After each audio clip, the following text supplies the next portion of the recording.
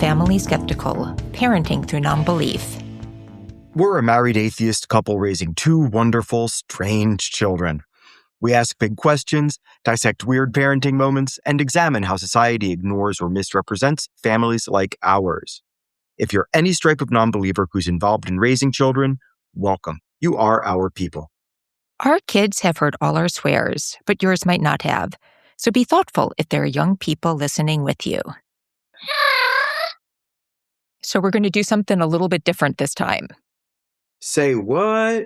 I know, but we have an awesome interview. I've already edited most of it, and it's long, so we're just going to get right to it. Just diving right in. We had the pleasure of speaking with Rachel Hunt, who is the Helpline Director at Recovering from Religion. Mm-hmm. And if you have been in the atheist space at all, you may have heard about Recovering from Religion. They are a very cool organization, and their mission is to offer hope, healing, and support to those struggling with issues of doubt and nonbelief. And Rachel is going to tell us a lot more about all of the amazing work they do. I should also give a heads up. There will be a mention of suicide in the interview. And if you're not feeling up for that today, just check the show notes and I'll post the time codes that you can skip. And now on to the interview.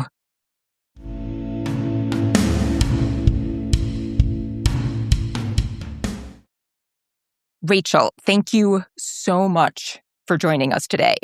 Thank you for inviting me. I'm so excited. I just literally cut off Pops, who was starting to talk about how excited we are to do this interview. That was very rude, by the way. I know. But we have been following your work for such a long time. Pops, I think... I've been following longer. Yeah, exactly. It's a contest. And we got to meet your team at the American Atheist Convention. And since then, I was just like, we have got to have these people on the podcast. So first of all, for people who don't know, can you tell us sort of a little bit more about Recovering from Religion and what your organization does and why you are so awesome? You bet. And you just wound me up. So I'm going to be able to talk for 2 hours now. You have to interrupt me if you need to stop me. But yeah, our mission is, officially our mission statement is to offer hope, healing, and support to people suffering from issues of doubt or non-belief. In practice, what that means is that often if people are questioning their beliefs or if they're having some sort of conflict with believers, whether they are a believer or not, they will contact us and we'll talk to them about it. I happen to be the director of the helpline. And so what we do on the helpline is we answer the phone or answer the chat. And so 24 hours a day, 7 days a week, if you have something that you'd like to discuss in a non-judgmental, supportive atmosphere, in a private conversation, you contact the Recovering from Religion helpline and an agent will just talk to you about it. It's very important that people understand we do not deconvert. It is not our mission to change your mind about whatever it is that you believe. It's just our mission to give you a safe space to explore these ideas on your own and to have someone on your side to validate your experience, support you emotionally, and maybe to help you sort through your options. And then we also do refer people to other organizations if they need information or they need services that we don't provide. How do you become one of those support agents on RFR? Oh, what a great question. This is something that has evolved recently, but we always have some training. The first thing you do is you decide, hey, I'm interested in volunteering for RFR. And you go to recoveringfromreligion.org. You click the volunteer tab. You read through a little, blurb that tells you what kind of volunteer opportunities are available and some information on our values and what is expected of a volunteer. And then you request an interview. You will interview with a volunteer who just basically wants to know about your religious background, why you want to volunteer, just make sure you're a good fit for the organization. And then you'll be referred to a trainer. And a trainer will take you through what you need in order to become a helpline agent. If you choose that you want to be a helpline agent, we've expanded it. It's about 15 hours of training. And for most people, it takes about 10 weeks to get through. You can do it faster, but most people just don't have that much time to spend because there's reading, which is not arduous, but it is important. And then you meet with your trainer at least 10 times in order to make sure that you have enough practice and that you fully understand how you're supposed to interact with clients. We have training for all of our programs, but the helpline in particular is one where if you are working as a helpline agent, you're on the phone with someone or you're chatting with them and it's just you and the client. So it's very important that you understand how to deal with a variety of issues and a variety of different personality types because you don't have other people around you to give you feedback most of the time. It's just you and the client. You have to know a lot about the various resources and services that we offer and that we can refer to. So there's quite a bit. But I personally loved the training when I went through it. I felt like it made me a better person. Just like you were talking before we started about the Creator Accountability Network. Anybody who wants to be a good person in the world, wants to be a good friend, wants to be a good parent, wants to be a good spouse, wants to have good relationships can benefit from learning about peer support. So I think it's fantastic. But of course, we teach it in a very specific way for our purposes here on the Recovering from Religion Helpline. I think that there's an interesting parallel there with like how to properly debate a person in general. Like if you're approaching a debate from a standpoint of I need to win, then you're not going to debate in good faith. You're just going to look for your opportunities to score points and retreat to meta when you can't like substantiate your position or whatever. But the best debaters I've ever heard are the people that are like the most empathetic, that seek to approach, not even attack, but approach their opponent's position in the most like clear-headed and honest way possible. And I think that, what CAN does and what you guys do, per what you just said, is very much the same. It's like you meet people where they are. You don't try to force an outcome. And you just give them the tools that they need in that moment, rather than what you think they would based on your own personal experience. Because like we're all people, and sometimes like this is a parenting podcast, and so as parents, sometimes when we have our kids' best interests in mind, sometimes the advice we give or the actions we take are rooted in what happened to us or what we've done in the past, but might not necessarily be what would be best for our kids as people unto themselves in that moment.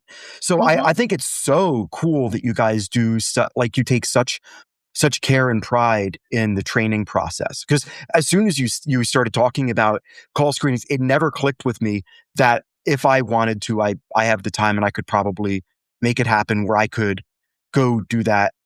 Because everybody has their story when it comes to religion or not. And so I feel like I could potentially help people, but I would really look to how I can separate myself from where I came from without losing that joy that I've found since I've left religion to my past. That's sort of like a weird road to hoe, I think, like emotionally and cognitively. Yeah, it can. The helpline is different from support groups. Like there are other ways that you can volunteer and be a support for people in recovering from religion without being on the helpline. For instance, our support group program is also very robust. And I used to run the support group program before I moved over to the helpline. I'm just one of those people that just can't get enough of it. But so in a support group, if you train as a support group leader, they have their own training and it's also several weeks long. But that is more about how to facilitate a conversation. And our policy is that support group leaders do participate in the conversation as a peer, which means that if we were in a support group meeting right now and I was the facilitator, I would start by telling maybe a 2-minute version of my story, and I would share my background in religion and how I came to change my beliefs. And then each of us in turn would have an opportunity to share our own stories, and then we would have a discussion about that. Also, if maybe we were meeting every month and we all sort of started to know each other, if I had something happen, like maybe some Jehovah's Witnesses knocked on my door that month or something, and I wanted to share about how Oh, that made if me. only. Yeah, that happens to me all the time. Uh, So it would be perfectly within the guidelines for a recovering from religion volunteer to share something like that, as long as we're not dominating the conversation or mhm, preventing other people from sharing their perspectives, which may be different. mhm. Okay. There are other places also where we have community and we have Native volunteers doing peer support. We have a private online community that we use. Right now we're using Slack, but we're eventually Mm. probably going to move it over to Discord. Discord. But And also Mhm. Discord just basically they separated themselves from all of Peter Thiel's like AI whatever. Uh-huh. So Discord Good. is fighting for the side of truth and justice. Yeah, that's great. Yeah, we discussed that a little bit in the board meetings, about, whether Discord was still gonna be the right choice for us. And we were like, "Look, nothing's perfect, but this looks like it's still I gonna think be so. for Yeah. us." But at the moment, we're still on Slack. Mm. And the online community I tell people it's private to the point of almost being secret, Mm. because you can't just go on the Recovering from Religion website and click a button and get admitted to it like you can with Mm. almost any other platform. You have to be personally invited by an RFR volunteer, and for the most part, that almost always has to be a helpline agent. So, Okay. yeah, usually, even if you're in a support group or you meet somebody at a tabling event, and they say, "Hey, would you like to join the online community? I think you'd enjoy being a part of that."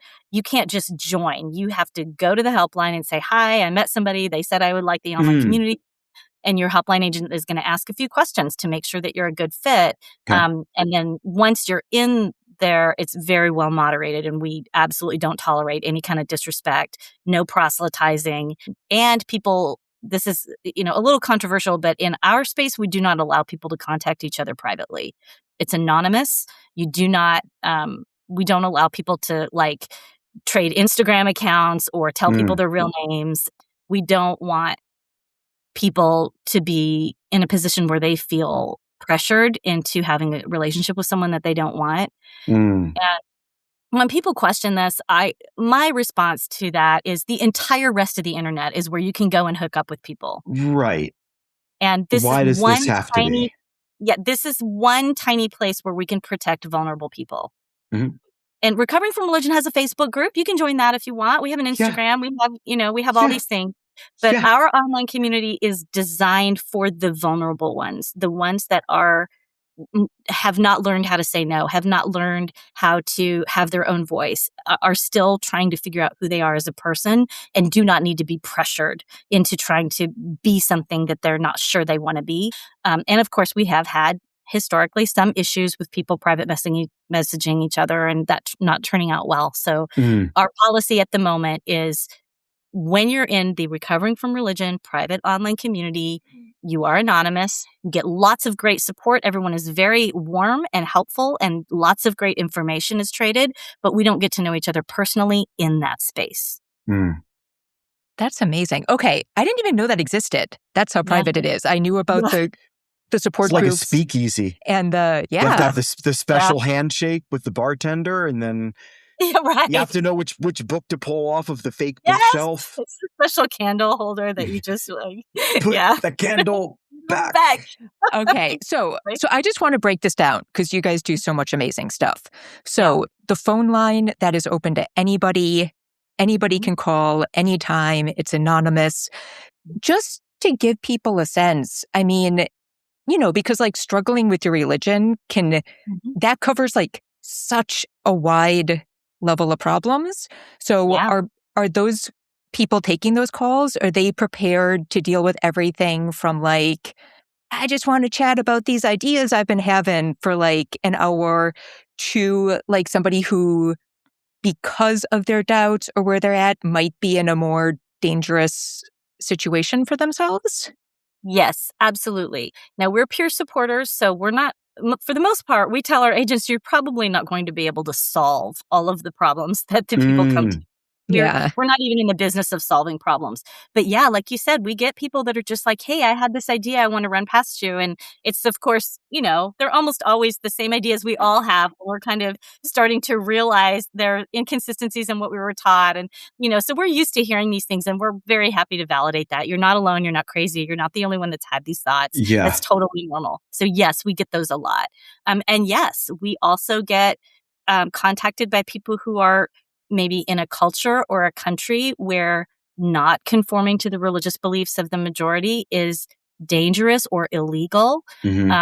And sometimes there's an awful lot of pressure on them. And those are some of the most heartbreaking ones, because there's very little we can do for them.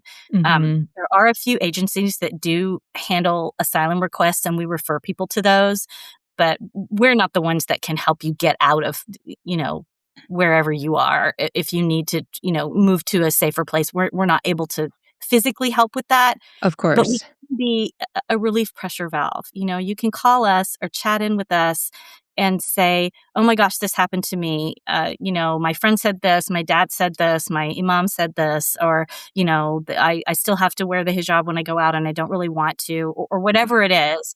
We will say, we understand. We're here for you. We feel what you feel. We care what you feel. We understand how difficult it is for you, and we want to let you know that somebody cares, somebody hears you, and that you're Hmm. not crazy, you're not wrong for disagreeing with the people around Yeah. you. Yeah. Community matters so much. I mean, I don't know if you know him at all, but allegedly Ian on TikTok, who's been on Atheist Experience a couple of times now. But he does, that's fine. He debates philosophy, but it's usually against monotheists. And, one of the things they were talking about today was empathy towards the trans community. Mm-hmm. And, that you can't equate somebody feeling like their religion is being attacked to somebody's identity as a queer person being attacked. Because if you're in a place where you're like the only person of that, queer identity, then you are literally going to be absolutely alone. Whereas if you're feeling like your religion is going to be attacked, you're still going to have a religious community Mm-hmm. around you. Like I don't get it. But what I think is really interesting is that with what you guys do, you afford people the opportunity with one phone call or one email to find a community that might be geographically way far away from where these people are. But like, if you are attempting to leave a high control religion, I don't care where you are in the world, like, you are going to be alone because your entire community is going to be that high control religion. That's just the nature of the beast. Mm-hmm. And so, I mean, I can't even imagine what these people are going through. Like, I don't know, like, do the call screeners have support groups for themselves too? Because I would get, like, as much as I want to help, now that I'm thinking about it, like, I might cry myself to sleep at night hearing some of the stories I hear. Yeah, it can be hard. And so one of the sections in our training is agent support or volunteer support. And we have several layers of that. I don't know if you want me to talk about that, or if you have No, other please. I think this is really interesting. And I don't know, maybe I'm just geeking out here, but. Well, no, and especially if people might get interested in volunteering. Like, I think it's good to know. Yeah. Yeah. So the first thing we advocate for is self-care. We always want our agents to, I mean, first of all, you're probably not going to be accepted as a volunteer if you don't seem relatively emotionally stable and that you have been through most of the healing that you need to go through based on your own background, right? Sure. If you're still struggling yourself, you're probably not in the right place to be listening to these stories of other people. So that's the first step is self-care. We, expect you to have some level of ability to regulate your own emotions somewhat, but sometimes it does get overwhelming. And so we want you to reach out to your fellow volunteers. we're an organization made up of trained peer supporters. We're great at it. So if you're a volunteer and something happens that triggers you, or you start to feel upset about something that you interacted with, reach out to one of your fellow volunteers, your trainer, me, anybody who is there on our, internal Slack workspace, you have access to. And I promise you, there will be people who are very happy to have a conversation with you and help you feel better. We do have a special private support group that we call supporters, which is for all recovering from religion volunteers, where we get together and we have an opportunity to vent and share and express whatever we're feeling about our volunteer work or about anything else. Sometimes it just turns into a hangout or whatever. But it is there specifically for those volunteers to have someplace to go and feel supported emotionally for the type of work that we're doing. And the last thing that we have is there are funds set aside through the Secular Therapy Project to offer therapy to individual volunteers who have been through a traumatic experience as a result of their work. And I can give an example. I chatted several times in various different recovering from religion client spaces with a client one time who ended up dying by suicide. Oh my gosh. But I found out because one family member put a message in her account that had happened to her, and someone that I had met at our fall excursion. I had hugged her. I had spoken to her on the phone several times. I had interacted with her in private messaging, and so it was devastating for me. I remember. I think it was a weekend morning when I learned the news, and I went outside because I didn't want to wake up my husband, and I was sobbing so loudly that it did wake him up, and he came out and said, so, Thank you for sharing. Yeah, it's really devastating. But the reason I share this story is because the organization made therapy available for me. They arranged for me to have 2 therapy sessions with a secular therapist who is a member of the Secular Therapy Project at no cost to me, to help me sort through that and recover from that experience. And it helped a lot. I will always remember that, of course. Sure. But it's not devastating to me anymore. And I feel like those sessions really did help me. So those are the layers of support that we have for our volunteers to help them. That's wonderful. Go through. Yeah. Like the fact that you guys have access to the Secular Therapy Project in some capacity is just marvelous. And it's one of the interesting things that when I first started deconstructing, it was primarily through watching the Atheist Experience a long time ago. Like this is 15 years ago. So shortly after RFR was founded, that was when I started watching, like 2010, back in the early days of YouTube. And I was always interested in the idea of recovering from religion. Like my personal journey was not traumatic, and I found my own way, but I was always thankful, because I felt really grateful that I didn't come from a place of trauma, because I heard week after week these people calling in of like, I have this horrible fear of hell, or I can't talk about this because I'm in like this Anabaptist community and I'm afraid if my parents find out, they're going to kick me out of the house and I have nowhere to live. Like all of these stories that were just like, for me, like, I guess I knew intellectually that these people existed, but until you hear them speak their stories with their own mouths, I didn't really put it together. And then I was like, oh man, like these organizations like Recovering from Religion they might not mean that to me, but the fact that they're there for these people to speak anonymously about this thing that they desperately want to escape, but don't even have the language to put together what that means for them personally or emotionally. Like it literally, like, you guys save lives. It's incredible. It really is. To that, I don't know if you have any stories you could share or have heard. Like, I'm sure there are also really amazing moments doing this work of helping people. And I didn't know if there were any sort of general things you could,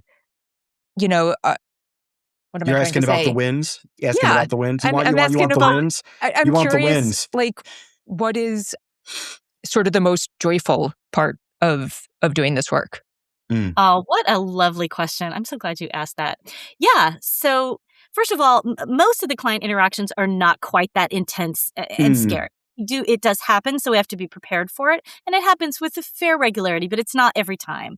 mm, Quite often, we just get people who are, you know, just trying to figure out what to do. Maybe they're mhm, not in a traumatic circumstance, but they have come to the conclusion that maybe they have some doubts, or maybe they're pretty sure they no longer believe what they were originally taught, and they're trying to figure out how to navigate family. mhm, Or maybe it's just there's a christening coming up and they're like, should I go, should I not go?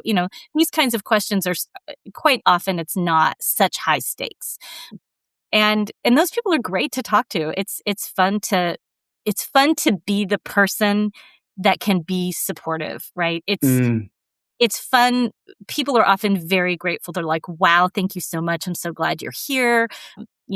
I feel so much better now. It's that kind of thing is really rewarding. But I'm not going to lie, the most rewarding thing about it is really, to me, the community of volunteers. And I've volunteered in other capacities before.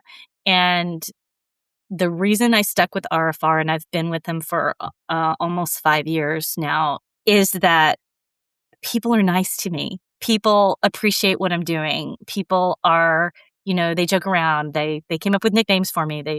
And I feel like I belong there. Um, mm, and sometimes you go into a place and it's like, oh, another body, go do this, go do that, right? And they don't have any interest in you as an individual.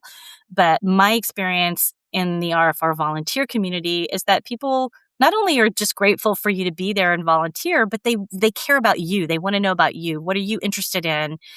And one of the best things is we have the annual fall excursion where we get to go and meet up with people who are able to attend and literally, hug people, shake hands with people, see people eye to eye, see how tall they are, you know, really interact with people physically in a way that, I think we're all sort of starved for because there's so much that we do online. It's really great to see people in person. And we do that every year, usually at the end of September. And it's on the East Coast. So people that live on the East Coast, it's not too hard. Those of us that live further west, it's a little bit more of a challenge to get there. But it's for clients and for volunteers to meet and interact. And we always have a fantastic time. It's like the highlight of my year every year. I just saw something about it. And speaking of, so I've followed your social media feeds for a long time. Yeah. And I know we talked about the support groups, but you have to talk more about the support groups because I am constantly amazed. There are so many. Can you explain what is happening here? Because there's regional ones and ones for women, and I think ones for young. There are a lot. So what do you got going on? How would people connect with them? Mhm. It seems pretty amazing. It is. We're so lucky, and it's all volunteer driven, right? So the way the support groups work is, of course, we've been around for 16 years, and so, but the support groups happen when there is a volunteer to run one, right? So that's why we have so many support groups. Is we have a lot of volunteers who are willing to do them. If you want to join a support group, you go to recoveringfromreligion.org, and you have two major ways that you can figure out which one is right for you. You can go to our calendar, which has all of our support groups listed in chronological order, so you can decide which one is happening at a time that you want to go to. Most of them are virtual, so that you can attend one pretty much almost every day. There is at least one support group, often 2 or 3 every single day, except for Mondays, which is reserved for something else, which we'll talk about later. But since most of them are virtual, it doesn't matter where you are, you can join. Even if it says it's for Murfreesboro, Tennessee, and you're in, Portland, Oregon, you can still join that if it suits your schedule. It's totally fine. But then we also have some that are in person, that are local.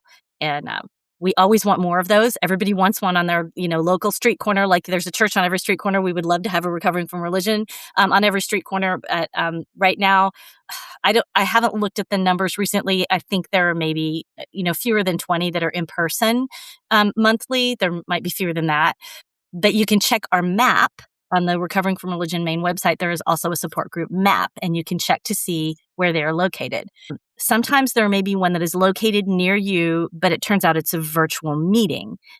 It's still beneficial to join that if you want to meet people in person, because if there's your next door neighbor that is going, they're going to go to that one probably, right? Yeah. So you have an opportunity to meet people who live in your area by going to the closest support group, whether it's virtual or if it's in person. Did that make sense? Yeah, Yes. totally. So what's the mysterious Monday? Ah, Is that what it's called? Mystery no, Mondays. Mysterious Monday. So Mondays is reserved for our weekly live stream, which we call RFRX. So it's sort of like a TEDx talk, but we live stream it, and it's on the topic of recovering from religion. We have a guest. Sometimes it's a panel every week, and we discuss a different topic that is related. You were mentioning earlier that religion can touch almost every aspect of our lives. There's just a vast, broad number of ways that religion can influence us. And as we're trying to sort of sort through what we believe and what kind of person we want to be as we separate from that, it can really affect us in just a myriad ways. And so the Recovering from Religion live stream has a different topic every week, and we end up covering pretty much all of the things that could be an issue. We talk about parenting. We talk about relationships. We talk about relationships with believers. We talk about your own personal growth. We talk about mental health. We talk about therapy. We talk about philosophy, science, morality, like almost anything that's going to come up that you think, oh, I need to deconstruct and question this now and decide what I believe. We're going to cover it on the RFRX talks. You can join them live over Zoom or YouTube. Every Monday night, they're at 7 p.m. Central, so that would be 8 p.m. Eastern. And then you can also join a Hangout after the fact. I think the Hangout is, they've just changed it. I'm afraid I'm going to tell you the wrong thing. I think the Hangout is still happening over Zoom. That's when they turn the recording off, and you can ask more questions of the speaker and also just interact with your fellow attendees at that time. And then, of course, everything is recorded, not the Hangout, but the talk itself is recorded, and those are put up on YouTube. So you can go to the Recovering from Religion YouTube channel and see all of our past RFRX talks. There are hundreds of them. That's amazing. Mm-hmm. So I know when we talked with your team at the American Atheists Convention, I asked specifically about supports for parents. And they did point me, I think like if you do a search on your website, they have some materials there. But if somebody is a parent, maybe they're questioning their faith, maybe their spouse is or is not, like, can you talk a little bit about like specific areas they might want to think about for getting plugged into recovering from religion? Absolutely. I'm always going to start with the helpline.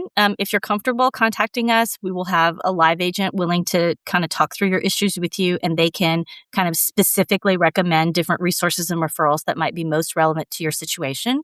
But if you're not ready to talk to one of us and you just kind of want to do your research on your own, you can look at the Recovering from Religion YouTube channel, and there are quite a few past RFRX talks that cover issues related to parenting. Also, we do have talks and resources for people who are married to someone of different beliefs. So that is something that it's possible you can make it work, but it's kind of, it's a special situation. So that's something else that you would want to look into individually. But we have referrals for that. We also do have a parenting support group. And if I can look it up, I can actually tell you when it is. Oh, no, I don't think I have it available in front of me. I'm sorry. But you can find it by doing a search on our website. It meets once a month, and it's a virtual. This is one of our kind of specialty support groups that does not have a location. It's always going to be virtual. And so these groups tend to be a little bit bigger because they're more widely publicized. And so sometimes we have to break into breakout rooms, and you may have, more than one group meeting within it, but it's specifically for people who have children. So that's and want to raise them in a secular manner. So that's great. But it's a support group. I shouldn't say you have to want to raise your children in a secular manner. Sometimes people will join this. Often we meet people where they're in transition. So if you maybe are currently in a family that has always believed they should raise their children religious, and you're just now starting to question your own beliefs, coming to the parent support group will allow you to talk to other people who may have been in that situation before. It can help you. You don't have to be an atheist. You don't have to be, we're definitely 100% secular parenting in order to join a recovering from religion support group. It is for people who just need somebody to talk to who's not their pastor, right? We're going to support you where you are, and we're not going to pressure you one way or another, but we are going to offer you the experience that you can be supported and you can be moral and you can be a good parent. And we have examples of how this can work for you. And then you can make your own choice about how you want to raise your children. I mean, it's really shockingly simple, but like, again, when you meet the person where they're at, instead of saying, no, you're wrong, and then revert to dogma, the world needs more of that, honestly. Yeah, absolutely. Because a lot of people are taught that, the world out there is, like you said, it's scary and people are mean and people are immoral and people are going to, be cruel or violent or whatever. And that's just not the case. You're going to find more or less an equal amount of good and bad stuff across the board everywhere. But we try to be as much of a soft landing place as possible for people when they're just sticking their toe out and trying to figure out if this is an okay place for them to be. I did want to mention one other thing about parenting before I forget. In the online community, we have a lot of general channels, that private one that we talked about. We have a lot of general channels, but we also have a lot of private channels for people who have specific needs. And one of them is a channel for parents. So, yeah. And there's another one that's about relationships. There's another one about community. There's one about critical thinking. And there are a couple that are for specific demographics, like people who come from a Muslim background or people who speak Spanish or people who come from a Jewish background or are Christian or what have you. So you can join these different channels to have like a smaller community that has a little bit more in common with you. But we don't do that in support groups. That's a question that people sometimes ask. You didn't ask. I'm just going to keep talking. Please. Sorry.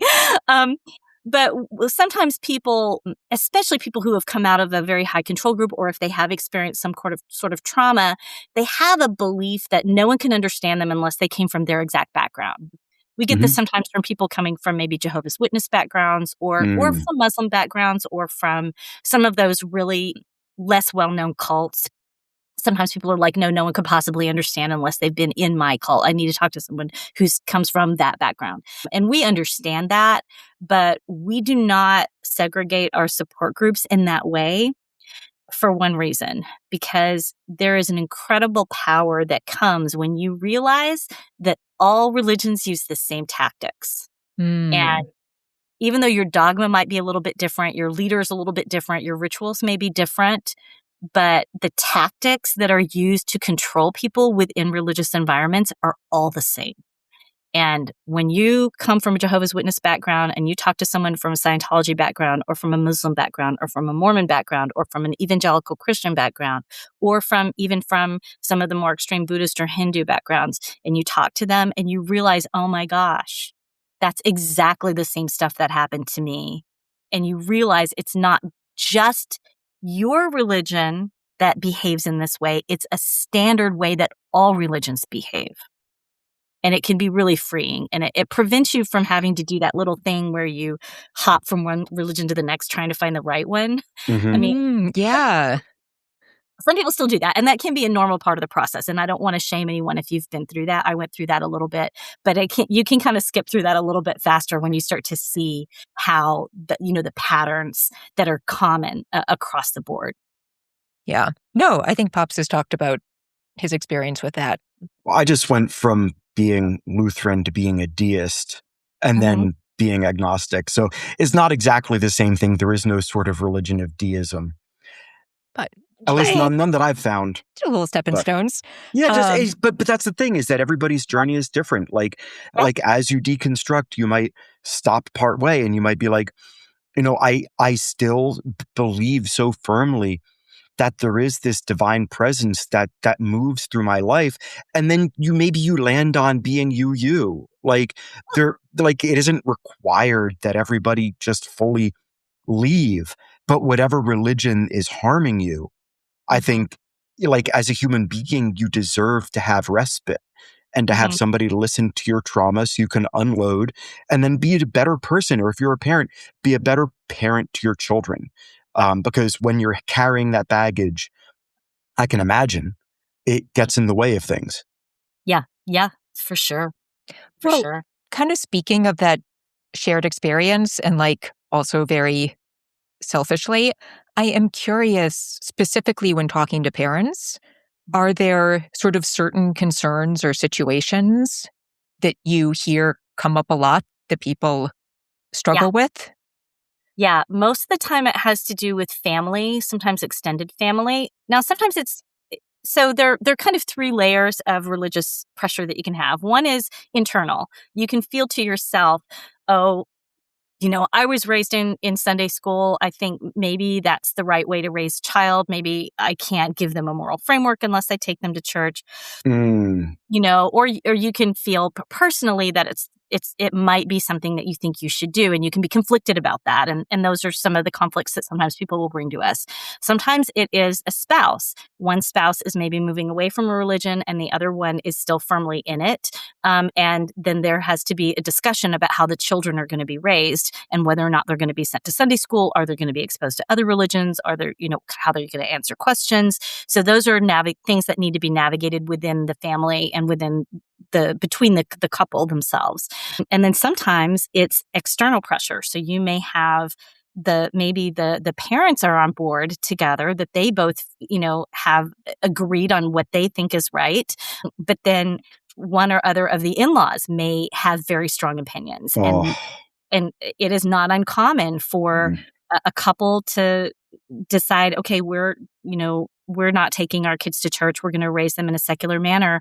But then, they take them over to grandma's house, and grandma's, takes them off into a corner and says, you're going to die in hell if you don't go to church with me, And so it can be really scary trying to navigate that. There can be a lot of pressure. A lot of times there's financial coercion happening, or you feel like, you don't want to deprive your children of contact with their grandparents, but sometimes the grandparents can be, really entitled and feel like they have the right to sort of force this on the children.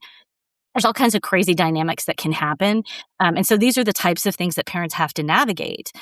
And even if the grandparents are, respectful of the parents' right to choose how their children are going to be raised, you may have broader community issues. They may feel like they're being pressured. Sometimes there's job issues or community issues. There can be all kinds of things going on, sometimes even in school. I mean, I live in Texas, and they've just made a rule that you have to have the 10 Commandments in every classroom in Texas. My husband's a school teacher. He has it up on the classroom because it's the law. You have to. No one talks about it. It's not a focus of attention in his theater classroom, but it's required that it's up there. And so sometimes you may be trying to raise your child secular, and they're going to kindergarten and they've got the 10 Commandments up on the wall and they start asking questions. You've got to field that somehow. So these are all kinds of things that could come up for people as they try to deal with raising children in the world that we live in. I talk about that every day. Be like, which commandment do we want to pick apart first? How about we do number one? I am the Lord. So let's talk about the henotheistic pantheon. My favorite is Asherah. Okay, let's spell Asherah. Okay, but I want to talk about this because, I feel like one thing we talk about on the podcast a lot is that Pops and I are very open to answering any questions and talking about everything, right? And so when we've talked about certain topics, I feel like we sort of come at it from a view of let's make it a discussion, We had a whole episode about, for secular parents, should your kids know about religion? Because in a lot of secular groups, you'll often see these posts from parents where it's my kid saw this Easter decoration and they were like, who's the guy with the beard? Or is that a wizard? And I think for Easter, what Easter are you celebrating? Well, there's some Jesus images around Easter. Whatever. Oh, okay. All right. That's fine. That's fine. I'm with you. I know what you mean. Go ahead. The big fat dude in the red suit, Easter. No, not that guy. Not that one. So, and we have like a whole episode about that and how like it makes a lot of sense to be like proud that you haven't indoctrinated your kid, but Mhm. also like how do you sort of give them a framework to understand what these things are? And I think when we talk about it, it's like you can tell them about the stories and like we only believe, we believe this is a story and like these are things we like about and these are things we don't. But that's coming from two parents who are very lucky to have not had traumatic experiences with religion. I had some traumatic stuff happen in my own brain about religion, but like everyone around me was incredibly supportive. Pops' family was incredibly supportive. For the most part, we had like a very easy time coming to our non-belief. So a lot of the ways I think about dealing with these issues is like, talk about it, tell them about stuff. But I'm wondering if you can give a perspective or if you have any advice, because I feel like when you yourself aren't sure where you stand on things or might have had trauma leaving religion or whatever, like, do you have any advice for parents where like talking about it might not be an easy thing, but you still have to deal with your kids? Yeah, absolutely. I mean, always, if you are suffering, and you've had a traumatic background or you still have your own healing to do, I mean, I would advise you to look into getting the healing that you need because you're always going to be able to show up better for your kids if you've dealt with your own issues. But of course, that's not something that happens instantly. We're going to get triggered sometimes and we just do the best we can. I am not a parenting expert. I do have 2 kids that I raised secular, but I'm not the person that can tell you exactly how to handle that situation.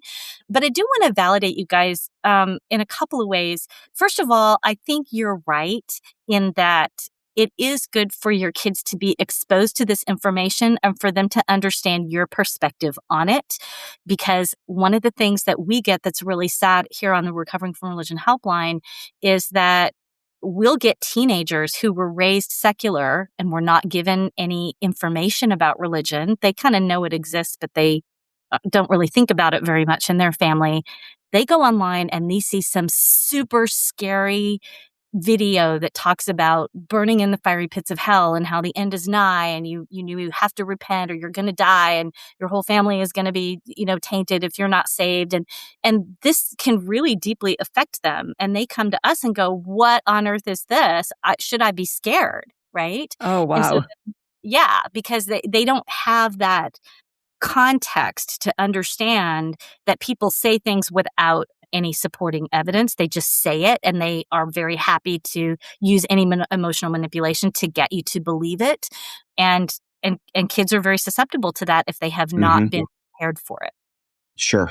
So I'm really happy to hear that you guys are, having these long conversations with your kids about what does it mean when someone says this and what do we believe about it and why do we believe that? And I think that's really, really helpful to help give them the preparation that they need when they do start encountering some of this really scary rhetoric that is out there.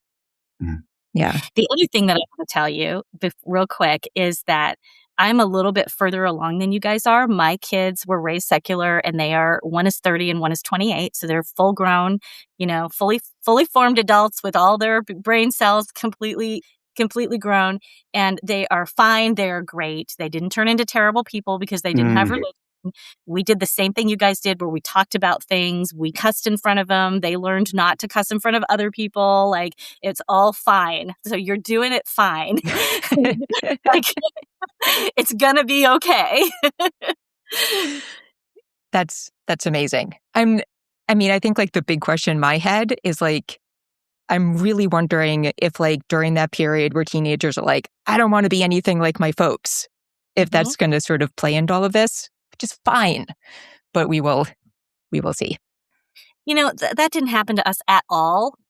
I had people when my kids were younger telling me, oh, wait till they're teenagers. And we didn't have that issue at all. I mean, yes, teenagers go through stuff and it's hard for them and they're trying to figure out who they are and they may make choices that you don't necessarily want for them.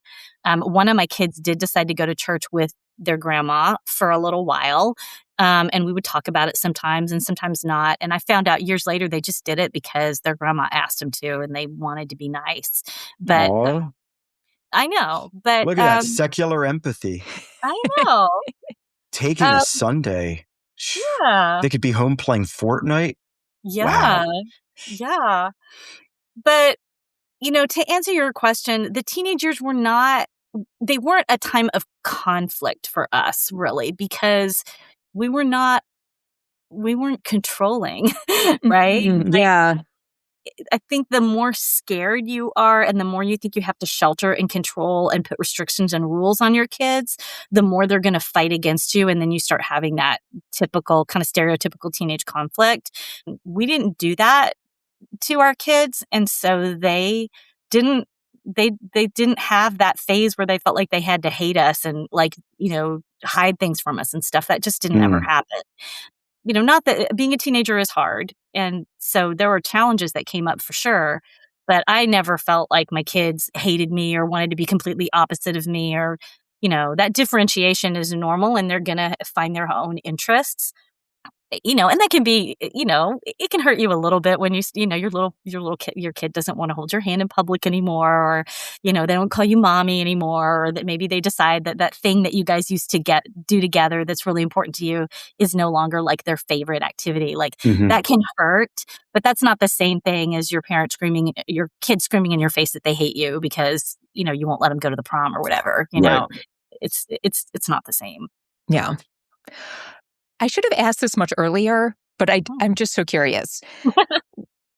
Would you mind sharing how you initially got involved in recovering from religion? Yeah, it's a short story. I was kind of like Pops in that I had seen it and just sort of it's in the zeitgeist because a lot of secular content creators mention it in passing. And I actually had tried really hard to get involved in politics, in my local politics. And I was actually a precinct chair for my party briefly, and I hated it. I was terrible at it. And the local politics is petty and it was dysfunctional, and the whole process of trying to get anybody elected was just Sisyphean, especially where I live in rural Texas. You can't get anybody elected unless they're, of the dominant party. It was just ridiculous. So I got sick of that real quick, but I wanted to do something to help. And the 2020 election was pretty brutal. The whole cycle was just terrifying. And so at the end of 2020, I said, I am going to do something to make me feel like I'm making the world a better place. I'm going to try this recovering from religion thing and see if that works out. And I went through the training at that time. It was much shorter. And I ended up talking to my first Helpline client on January 2nd, 2021, and have never looked back. I just get deeper and deeper involved. And I'm now on the board and the Helpline Director. And I volunteer in a number of other capacities. I go to the fall excursion every year. And it's my jam. It's my happy place. It's your happy place. Yeah. It's awesome. Two things. One, if you could give sort of just like a final reminder of where people can go to find you, support you. And then the final thing I think I would love to know is if people are interested in getting more involved on the volunteer side, like what kind of commitment do you have to be willing to give if you want to do that? What great questions. If you want to contact Recovering from Religion in any capacity, the easiest way is to start by going to recoveringfromreligion.org. We do have phone numbers. You know what? I would like to give the phone number. We do occasionally get phone calls from people who are not able to have the internet. There are some communities that are very restrictive of that. And so I would like to just give the phone number. If you can't get on the internet, you can call 844-368-2848. And that is within the United States and Canada. We also do have a phone number for people who are in Australia, New Zealand, or people who are in South Africa, and we have a web calls function if you prefer to do that. And we have a chat function as well. So I recommend that for anyone who needs support in any capacity. If you want to volunteer, the commitment depends quite a bit on what capacity you want to volunteer in. For Helpline agents, we we usually tell people up front we want you to commit at least 4 hours per month, which is kind of a ridiculously low amount. But that's sort of like if you're having a bad month, maybe you can just maybe answer, one helpline call or two or something like that.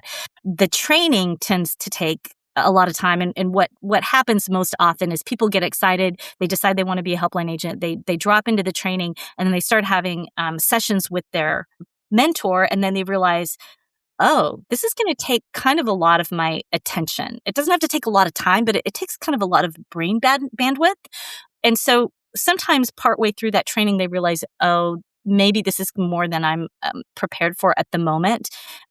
When that happens, it's totally okay to look at maybe volunteering in another capacity, or maybe stepping back and not volunteering at all right now, maybe finding another organization that has a different type of volunteer opportunity. So there are plenty of off ramps is what I'm trying to say, off ramps. And if you've at any point you figure that what you have decided to do is not the right choice for you, it's totally fine. We support you in doing what's right for you. We want you to love this. We want you to do it because you're personally getting an emotional paycheck, as Dr. Darrell Ray says. Like, we want you to do it because it's rewarding for you and because it's meaningful for you, and we need it to fit relatively comfortably into your schedule and your life. So if at any time it's not working, we really encourage you to find some other way to do volunteer work that does feel good to you. Mm. I think that's it. Is there anything we really should have asked about that we didn't? The only thing that we didn't talk much about was the Secular Therapy Project.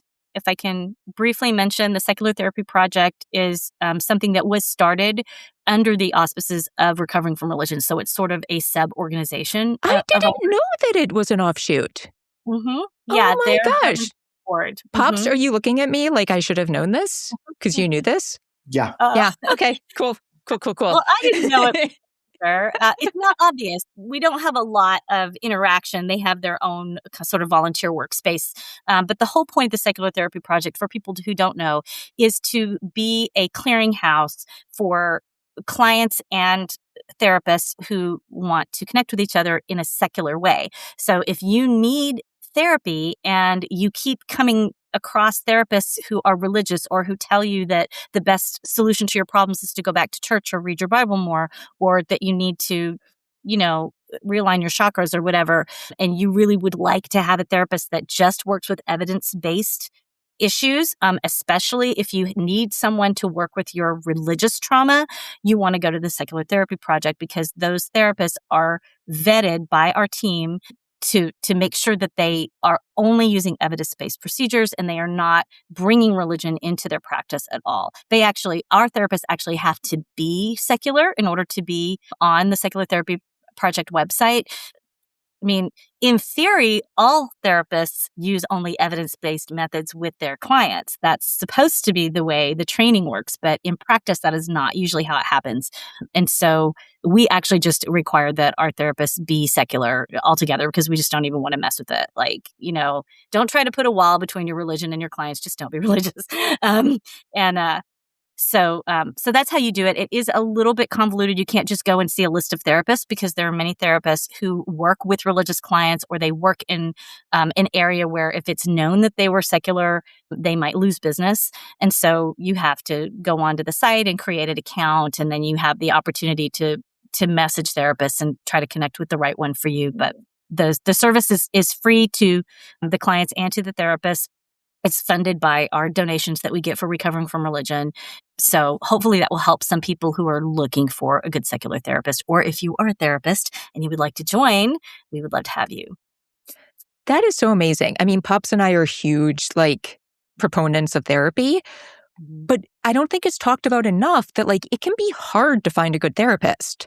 Mm-hmm. And when you are struggling, Mm-hmm. that, extra level of hard, It's the last thing you need. It's extra difficult. It's and so counterproductive. I think it really stops a lot of people from getting help, because Mm-hmm. when you don't have capacity, the Mm-hmm. idea to meet with somebody, find out they're not the right person, find somebody else, it's like a boulder.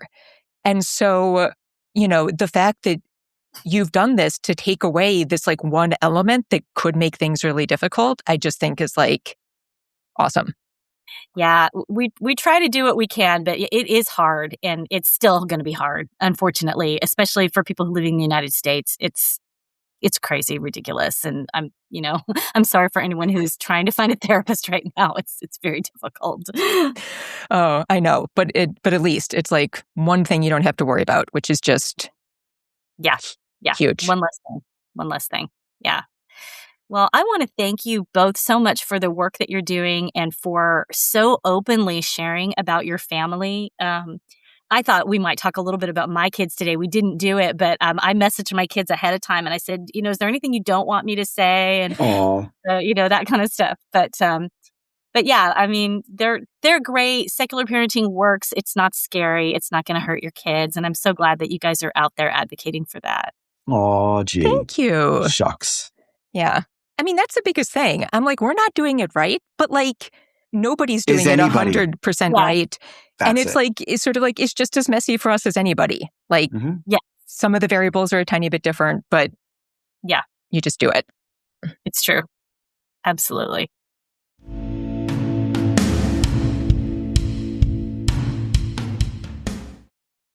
All right. So if you need a reminder on any of those resources, they will all be posted in the show notes. I also have to give a little shout out. So a long time ago, we mentioned that we are a small podcast. And if you ever want to reach out to us, we will absolutely respond to your email. And if you have an idea for a show, we will probably cover it because we don't get many comments and we are always looking for ideas. And one of you guys reached out with a great suggestion. So Amanda, you know who you are. Thank you so much. We have a couple more interviews coming up, but after that, we're going to do the topic she suggested because it is super cool. So if you have an idea that you would like us to cover or something you want us to know, please email us. We'd love to hear from you. With that, we're going to wrap it up. We need to thank First Frame Music and Jonathan Zalben for the music for this podcast. And here ends this episode of The Family Skeptical, where nothing is sacred except for our kids.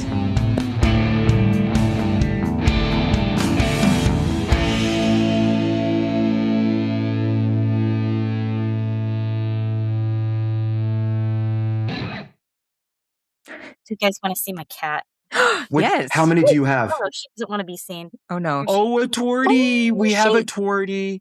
Look how beautiful she is. This is actually my son's cat, and she is only being cuddly with me because my son is at school right now. Oh, yeah, I can see she's like good to like leap off your shoulder at any moment. Yeah. Look at that pretty face. Yeah, how old is she? Beautiful.